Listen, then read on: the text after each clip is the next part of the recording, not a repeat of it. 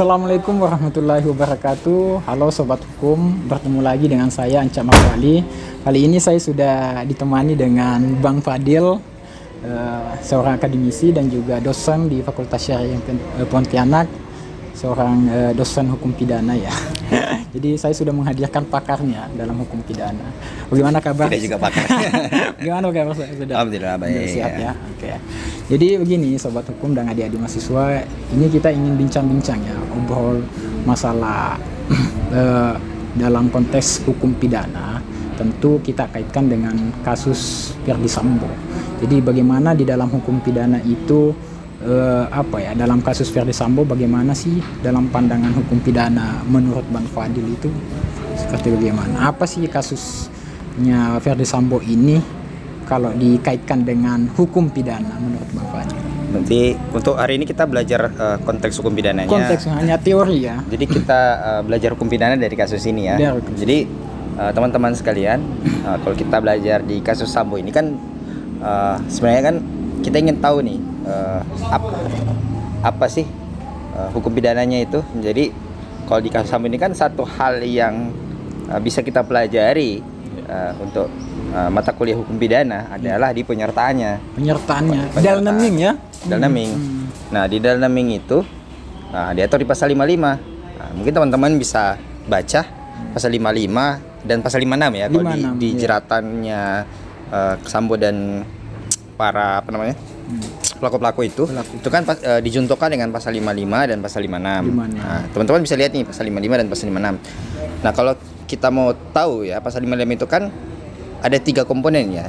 Jadi siapa yang melakukan, yang menyuruh melakukan, dan yang turut serta melakukan. Jadi yang melakukan itu adalah pleger ya.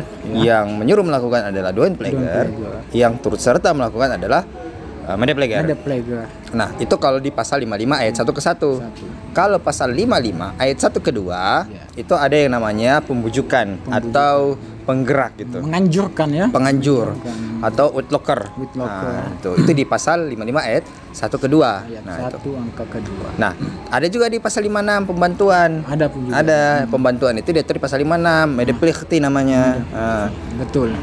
Jadi kita mau bahas yang mana dulu nih? Jadi saya mau bahas ini, coba kalau kita melihat dari kasus Verdi Sambo, si Baradae-nya ini, dia masuk dalam kategorisasi yang mana ini? Oke. Kalau untuk kategorisasi itu kan kita masih nunggu perkembangan kasusnya. Iya. Tapi analisis ya, Bang Fadil ini. Kalau kita lihat, kalau dia kita andaikan saja ya, kita berandaikan aja. Kalau andaikan Baradae itu adalah bagian dari skenario, bagian dari proses eksekusi terhadap korban ya, yaitu Brigadir J, berarti kedudukan dia ini kita akan lihat apakah dia itu adalah seorang pleger ataukah dia itu adalah mede pleger. Pleger itu apakah dia adalah pelaku yang menghabisi ataukah dia turut serta. Nah, gitu. Iya, betul. Kalau kita lihat dari perkembangan kasusnya, ternyata yang pelaku utamanya itu yang menjadi otak ya. Iya, pelaku utamanya. Aktornya ya, itu adalah Verdi Sambo. Verdi Sambo berarti kedudukan dia sebagai pleger.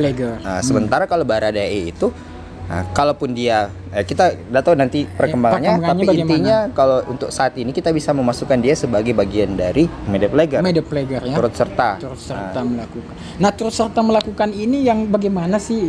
Ada tidak syarat-syarat di dalam turut serta ini seperti bagaimana? Elemen-elemen dalam turut serta seperti bagaimana? Syaratnya ada. Tapi sebelum saya masuk ke syarat, saya sempat kita sempat ngikutin nih teman-teman. Kita sempat ngikutin di awal itu kan Baradae itu kan diperintah untuk melakukan pembunuhan. Nah, kalau kita lihat di cerita awalnya itu kan Baradae itu posisinya sebagai bukan doen pleger, tapi sebagai orang yang digerakkan. Nah, witlocker ya. Masuk di kategori pasal 55 ayat 1 ke 2. Tapi ternyata perkembangan kasusnya justru agak berkembang ke pasal 55 ayat 1 ke 1. Tapi ini kan masih menjadi bayangan aja, belum fix ya. Nanti Baradae itu apakah dia sebagai orang yang dianjur ataukah dia bagian dari turut serta. Nah, kalau kita berbicara nanti apakah nanti Baradae itu bagian dari yang dianjur dengan yang turut serta. Nah, kita lihat dulu syarat-syarat turut serta itu bagaimana. Nah, Kalau plagiar itu kan yang melakukan nih. Melakukan. Berarti orang. Orang yang Jadi melakukan. orang yang betul-betul kalau misalnya dalam konteks pembunuhan Iya. dia yang mengeksekusinya sampai Betul. mati gitu. Iya. Sebagai orang utamanya. Iya. Jadi sebagai pemeran utamanya. Pemeran utamanya. Itu dia. Ya, siapa yang mengeksekusinya sampai betul-betul mati, Betul-betul yang mati. menjadi otaknya. Nah, itu dia. Nah, kalau media plagiar ini, turut serta ini, Iya. itu mereka bersama-sama. Sama-sama. Jadi di situ kan ada Kesepakatan kayak kesepakatan. Jadi gini, melakukan. yang dimaksud dengan turut serta syarat-syaratnya adalah secara kehendak mereka itu berkehendaknya sama. Sampai hari ingin diwujudkan tindak Betul. pidana itu ya. Secara kehendak mereka sama. Misalnya pelakunya ada 5 orang. Iya. Dari 5 orang ini sejak awal kehendaknya sama. 1, 2, 3, 4, 5. Iya. Semuanya sama. Kemudian secara fisik dalam proses eksekusi di lapangan, Iya. mereka punya peran yang betul-betul sama untuk terjadinya suatu akibat. Nah, akibatnya apa? Misalnya matinya si Brigadir J ini. Nah, jadi apakah misalnya nih, ini kan pembunuhan nih. Apakah yang tidak menembak itu masuk kategori turut serta atau tidak? Iya, Nah, betul. kalau dalam kajian hukum pidana di beberapa putusan Hograd itu ternyata sepanjang misalnya semua orang ini itu sejak awal punya kehendak yang sama sampai terjadinya akibat, walaupun misalnya yang melakukan eksekusi hanya 2 orang dari 5 orang ya. 5 orang itu. Tapi peran masing-masing ini sudah sepakat dari awal ya. Sudah bagi sudah bagi peran misalnya yang mengeksekusi 2 orang misalnya Baradae dan Ferdi Sambo. Yang 3-nya misalnya punya peran masing-masing sampai terciptanya itu. Nah, kalau dalam beberapa putusan Hograd sepanjang peran itu sejak awal sudah direncanakan, sudah diskenariokan, sudah disepakati sampai sekalipun akhirnya, mungkin hanya di ujung atau di awal, tapi kalau memang dia menghendaki sama-sama menghendaki terjadinya kematian dari Brigadir J, maka semuanya itu bisa dikategorikan sebagai turut serta. Media plagiarnya. Jadi masuk di pasal 55 ayat 1 angka ke 1. Jadi Ferdi Sambo sebagai plagiar, yang sisanya itu sebagai media plagiar. Jadi aktor intelektual dia yang punya ide gagasan dia yang punya ide gagasan untuk mewujudkan tindak pidana. Kalaupun sebenarnya semuanya aktor intelektual. Sebenarnya semuanya. Jadi kalau dalam konsep plagiar media plagiar semuanya kalau dalam konsep media plagiar semuanya aktor intelektual, kecuali dalam konsep menggerakkan Whitlocker atau Don Plagiar itu ada aktor intelektual, ada pelaku material. Ada pelaku material ya. Pelaku yang digerakkan itu. Makanya dari kasus awal itu kan yang kita lihat Baradae ini sebelum berkembang waktu awal-awal pertama kan dengar-dengar kasusnya Baradae itu kan dijanjikan duit gitu kan. Betul. Dijanjikan duit 1M. 500 kayaknya. Nah, gitu 1M, yang lainnya dapat 500. Betul. Nah, kalau dijanjikan duit berarti mereka digerakkan. Mereka digerakkan. Tetapi ternyata perkembangannya tidak bukan ke arah sana rupanya ya. Tapi ini mungkin teman-teman ini masih dalam proses pengembangan kasus.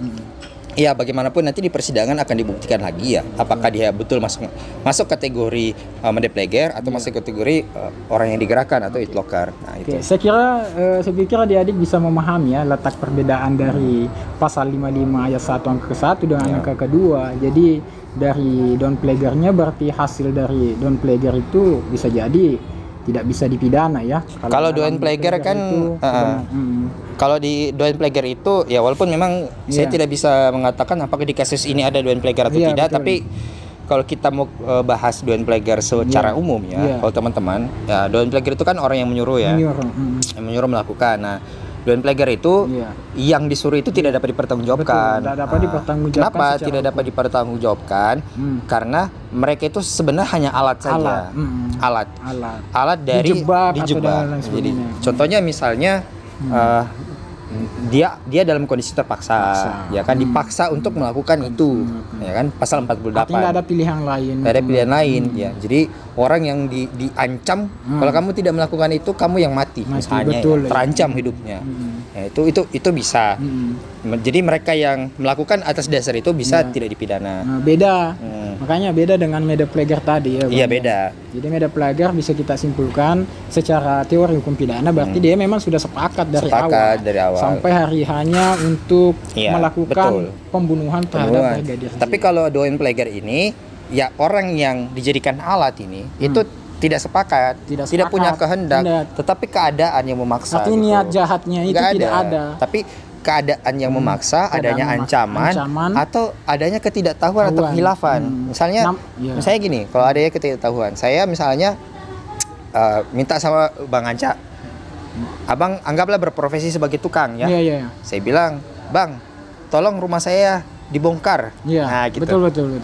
Rumah abang yang mana? Rumah saya ini. Bla bla bla.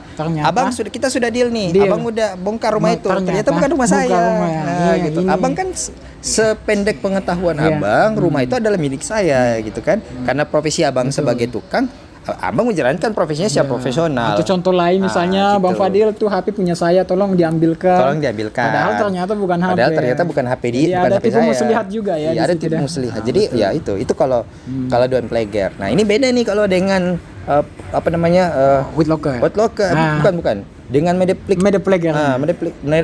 Witlocker, sorry. Dengan Witlocker beda. Kalau Witlocker itu yang dianjurkan itu yang digerakkan itu bisa dipidana, bisa dipertanggungjawabkan. Artinya memang dia sepakat. Hanya memang kesepakatan itu karena adanya adanya kayak diberikan iming-iming gitu kan. Misalnya ada juga kekuasaan dari orang aktor intelektual karena menyalahgunakan dengan kekerasan, ancaman. Orang yang digerakkan itu tahu bahwa sadar bahwa itu adalah perbuatan pidana. Tapi karena sudah diberikan iming-iming, sudah diberikan misalnya janji, pemberian dan lain sebagainya. Satu lagi nih Bang, sebelum kita tutup, ini masalah dalam pasal 56 perbantuan itu bagaimana menurut? Kalau pembantuan itu sebenarnya ini membedakan dengan Medepleger. Iya, beda. Aspek lain dari Medeplegti ini ya. Jadi kalau di pembantuan atau Medeplegti ini dia tidak memiliki kehendak yang sama dengan pelaku. Nah, dia tidak memiliki kehendak yang sama dengan pelaku. Batas perbuatannya hanya sebatas memberikan bantuan ataupun sarana ataupun kesempatan. Nah, keterangan informasi. Nah, tetapi dia tidak menjadi bagian dari skenario pelaku gitu. Ya, tugas dia mungkin dia hanya memberikan kesempatan, hanya memberikan sarana, ya lain sebagainya. Kalau melihat dari kasus Verdi Sambo, kira-kira kalau untuk dari 4 tersangka ini ada tidak yang bisa lari ke pasal 56 ini untuk bantuan? Untuk saat dari ini 4 tersangka ini. Kalau untuk saat ini menurut saya sih susah ya, sulit ya. Walaupun memang itu bisa saja disangkakan boleh, bisa saja disangkakan karena memang secara rumusan dan secara peran mereka kan itu kan nanti dibuktikan di persidangan. Nanti kan jadi maksud mungkin penyidik ini adalah kalau bisa dicontohkan, dijeratkan dengan 556 ini, ya kan nanti di persidangan dibuktikan gitu kan. Nah, mungkin nanti jaksa yang akan merumuskan dakwaannya seperti apa, ya kan nanti akan dibuktikan kira-kira mereka ini apakah bagian dari Medepleger atau bagian dari Medeplegti. Nah, gitu. Jadi kalau Medeplegti itu sebenarnya apa yang mereka pertanggungjawabkan hanya sebatas apa yang mereka bantu. Nah, makanya kalau di Medeplegti itu, Bang, ancaman pidananya itu dikurangi sepertiga. Jadi ada batasan juga ya masalah perbantuan itu. Jadi mungkin seperti sarana, kesempatan, keterangan itu dibatasi. Tapi kalau untuk sarana yang digunakan tidak dibatasi dalam perbantuan ya. Oke, mungkin cukup ya sudah adik-adik maupun sobat hukum untuk bincang-bincang obrolan kita. Terima kasih kepada Bang Fadil, pakar pidana yang mau menyempatkan waktu untuk berbagi ilmu kepada kita semua. Semoga bermanfaat ya Didik. Kiranya jika ada salah dan kurang mohon dimaafkan. Akhir kata, Assalamualaikum warahmatullahi wabarakatuh.